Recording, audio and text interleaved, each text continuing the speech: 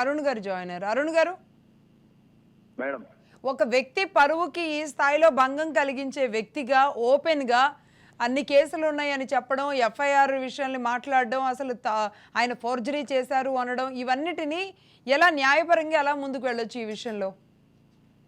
ఆ కేసులన్నింటికి కర్త సాంబశివరావే కదండి.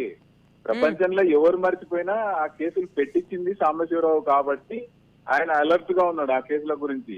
ఆ కేసుల గురించి మాత్రమే మాట్లాడుతున్నాడు. స్పష్టంగా చెప్తున్నాడు, అగ్రిమెంట్ చేసినాం.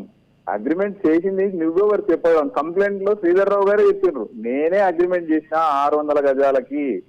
తర్వాత పక్కన ఉన్న సంధ్య గారి ప్లాట్ ను కూడా ఎంక్రోచ్. ఇప్పుడు మాట్లాడాల్సింది సంధ్య గారి ప్లాట్ ఎంక్రోచ్మెంట్ గురించి మాత్రమే. హెచ్పిసిఎల్ క్లియర్ గా లెటర్ ఇచ్చింది 17th రోజు. ఏరియర్స్ అన్ని కల్పిస్తామంటారు. రెంట్ అంటే నెలకి ఇచ్చేదాన్ని రెంట్ అంటారు.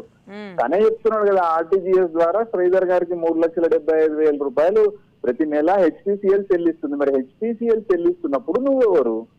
ఆఫ్టర్ ఆల్ ఏ డీలర్. కేవలం అక్కడ ఆయిల్ అమ్ముకోవడానికి ఆయనకు ఒక అవకాశం ఇచ్చిర్రు అంతే. అది అడ్డు పెట్టుకొని పక్క ప్లాట్ ను కూడా ఎంక్రోచ్ చేసి తప్పుడు డాక్యుమెంట్లతో వాళ్ళకి సమర్పించడం వల్ల వాళ్ళ అవుట్లెట్ ని 1400 గజాల్లో వేయడం జరిగింది. అది దాని గురించి మాట్లాడాలి.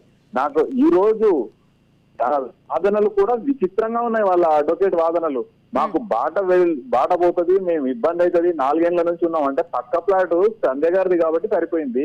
వేరే వాళ్ళ ప్లాట్ అయితే కూడా ఎంక్రోచ్ చేస్తారా? వేరే వాళ్ళ ప్లాట్ అయితే కూడా మాట్లాడతారా? వేరే వాళ్ళ ప్లాట్ కూడా మాకు కావాలని లాగేసుకుంటారా? అసలు నీకు ఉన్నదే 600 గజాలు. ఎంతసేపు ఉన్నా 600 గజాలకు కన్ఫైన్ అయి మాత్రమే మాట్లాడాలి. మరి 30 లక్షల రూపాయలు ఎందుకు తీసుకున్నట్టు? కొల్లి సౌమ్య అనే చీటరా? మరి కొల్లి సౌమ్య తరఫున నువ్వు తీసుకున్నావు కాబట్టి ఆ అమ్మాయిని ఇప్పటికి కూడా చీటర్ అని మాట్లాడలేకపోతున్నావు. చీట్ చేసింది సాంబశివరావు. స్పష్టంగా సాంబశివరావు అనే వ్యక్తి చీట్ చేసిండు కొల్లి సౌమ్యను. అందులో ఇంటికి వచ్చిన కోడల్ని కూడా వదిలిపెట్టకుండా ఈ కేసులోకి లాగడం జరిగింది. వీళ్ళిద్దరూ కలిసి తప్పుడు డాక్యుమెంట్లు సమర్పించారు హెచ్పిసిఎల్ అథారిటీకి. ఈ రోజు స్పష్టంగా చెప్పింది హెచ్పిసిఎల్, అది ఎంక్రోచ్డ్ ఏరియా, మేము డిమార్కెట్ చేసినాము ఆల్రెడీ, మేము లెటర్ కూడా ఇచ్చేసినాము శ్రీధర్ గారికి, డిమార్కెట్ చేసినామని చెప్పి తర్వాత జరిగిన నేను కేసు పెట్టినా అని చెప్తాడు. తను కాదు కదా కేసు పెట్టింది, తన దగ్గర పని చేస్తున్న మేనేజర్ తో కేసు పెట్టించిండు. తనకంత ధైర్యం ఎక్కడుంది కేసు పెట్టే?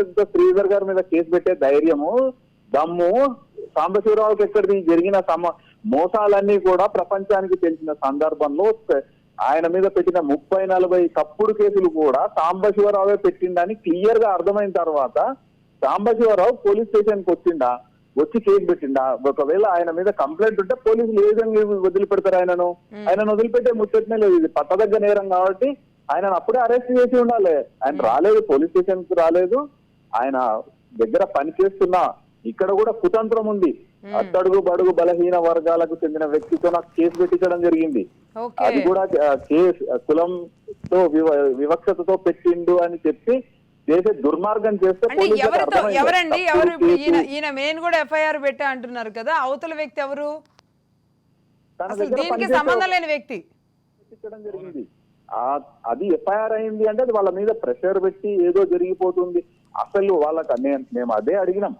10వ తారీఖు నాడు శ్రీధర్ గారి ఫిర్యాదు పెండింగ్ లో ఉంటే దాన్ని ఎఫ్ఐఆర్ చేయకుండా ఎవరో ఏమాత్రం సంబంధం లేని వ్యక్తి, లీజ్ డీడ్ లేదు, తను మేనేజర్ అంటూ ఒక ఐడెంటిఫికేషన్ లేదు, ఒక లెటర్ ఇచ్చినంత మాత్రాన్ని పోలీసులు ఎఫ్ఐఆర్ చేసి అక్కడ వాళ్ళు కూడా ఇరుక్కోవడం జరిగింది. వాళ్ళు తప్పు చేయడం జరిగింది శ్రీధర్ రావు గారి మీద. అసలు ఆయన స్పాట్ లోనే లేడు. 3 రోజుల క్రితం ఆయన బెంగళూరులో ఉన్నారు. ఆధారాలన్నీ కూడా తీసుకెళ్లి సమర్పించడం జరిగింది. నేనే తీసుకువెళ్లి సమర్పించడం జరిగింది. అన్ని చెప్పడం, ఎక్స్ప్లెయిన్ చేయడం కూడా జరిగింది. మీరు ఏ విధంగా మమ్మల్ని ఆధారాలు అడుగుతున్నారు? మేము ఒకటి రిజిస్ట్రేషన్ శ్రీధర్ రావు గారు చేసి ఇచ్చిన మాట వాస్తవము. దాని మీదనే ఇప్పుడు పంపు నడుస్తుంది. మరి 2వ ప్లాటు ఎవరు కాగితాలు సమర్పించినట్టు హెచ్పిసిఎల్ కి, ఎవరు ఫోర్జరీ సంతకాలు పెట్టినట్టు, అది ఆ విషయం హెచ్పిసిఎల్ కి అర్థమైంది. వాళ్ళు కూడా కేసులో ఇరుకుతామని చెప్పేసి 3 సంవత్సరాలకు సంబంధించిన లీజ్ అమౌంట్ ను మేము ఇస్తాము.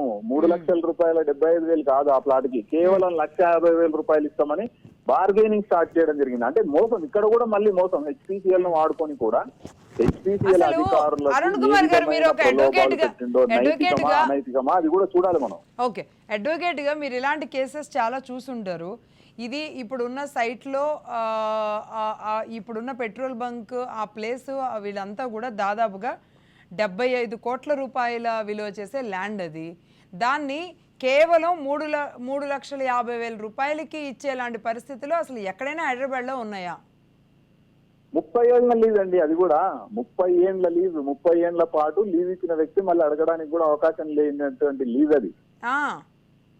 30 ఏళ్ల పాటు అసలు ఎలా సాధ్యం అండి ఇది? హైదరాబాద్ లో అసలు ఎవరైనా అలా అందులో కూడా ఈయనేమి రైతు కాదు, అసలు భూమి గురించి తెలియని వ్యక్తి కూడా ఏం కాదు.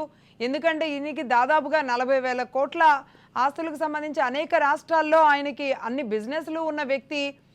పెట్రోల్ బంక్ పెట్టుకోవాలంటే ఆయనే మాట్లాడి పెట్రోల్ బంకులు 4 పెట్టుకోగలిగిన సామర్థ్యం ఉన్న వ్యక్తి.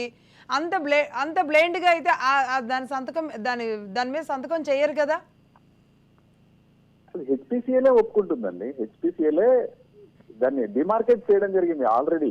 15వ తారీఖు వరకే దాన్ని డిమార్కెట్ చేసి సెపరేట్ చేసి తప్పు జరిగింది, నెగోషియేట్ చేయండి అని చెప్పి కొల్లి సౌమ్యకు ఒక లెటర్ కూడా హెచ్పిసిఎల్ అథారిటీస్ ఇవ్వడం జరిగింది.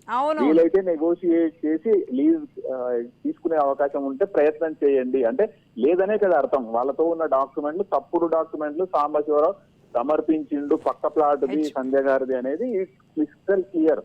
ఇందులో admitted fact need not proved. HPCL ఇక్కడ అడ్మిట్ అవుతుంది కాబట్టి ఈ కేసులోంచి సాంబశివరావు అనే వ్యక్తి తాను చేసిన దొంగతనాన్ని తప్పించుకోలేడు. ఖచ్చితంగా 10 సంవత్సరాలకు పై జైలు శిక్ష ఉంది, యావజ్జీవ కారాగార శిక్ష కూడా. ఇక్కడ కోర్టులను కూడా తప్పుదోవ పట్టిస్తున్నారు.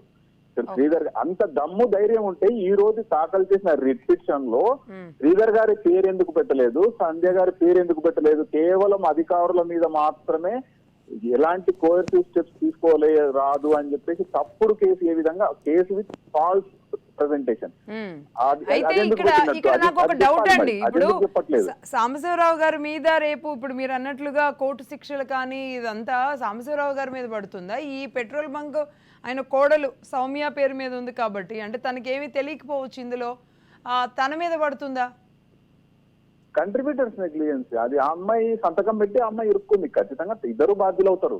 ఆ అమ్మాయిని జైలుకి తీసుకెళ్లే ఒక ఇంటికి వచ్చిన కోడల్ని జైలుకి పంపించే ప్రయత్నాల్లో సాంబశివరావు అంటే 498 ఎదుర్కోవడానికి ముందస్తుగా ఏమైనా ఇటువంటివి తయారు చేసుకున్నాడేమో ఆలోచన చేయాలి. అన్ని ఇప్పుడు దుర్మార్గం ఆలోచనలే ఉంటాయి కాబట్టి సాంబశివరావు లాంటి వ్యక్తులకు ఆ అమ్మాయి ఎప్పుడు ఎదురు తిరగకుండా, ఆ అమ్మాయిని ఏమన్నా హరాస్మెంట్ చేయకుండా ఇట్లాంటి ఒక దాంట్లో ఇరికిస్తే అదే విధంగా అణిగి ఉంటారన్న ఆలోచన ఏమైనా కుతంత్రం ఏమైనా సాంబశివరావు మధ్యలో ఉందేమో తెలియదు. కానీ ఆ అమ్మాయిని మాత్రం ఖచ్చితంగా ఈ కేసులో చీటింగ్, కోర్టులను కూడా తప్పుదో పట్టించే సెక్షన్స్ 468, 471, 474 ఇవన్నీ అప్లికబుల్ అవుతాయి. నిజంగా 10 సంవత్సరాలు పడే అవకాశాలు ఖచ్చితంగా. మీరు అన్నట్టుగా నిజంగా ఎలాంటి ఇష్యూ లేని ల్యాండ్, ఆయన ల్యాండ్లో పెట్రోల్ బంక్ పెట్టుకొని ఎలాంటి కోర్టు ఇష్యూస్ రావు అనుకున్నప్పుడు మాత్రమే ఒక ఆడపిల్ల పేరు మీద, అది కూతురైనా కొడుకైనా కోడలైనా వాళ్ళ పేరు మీద పెడతారు.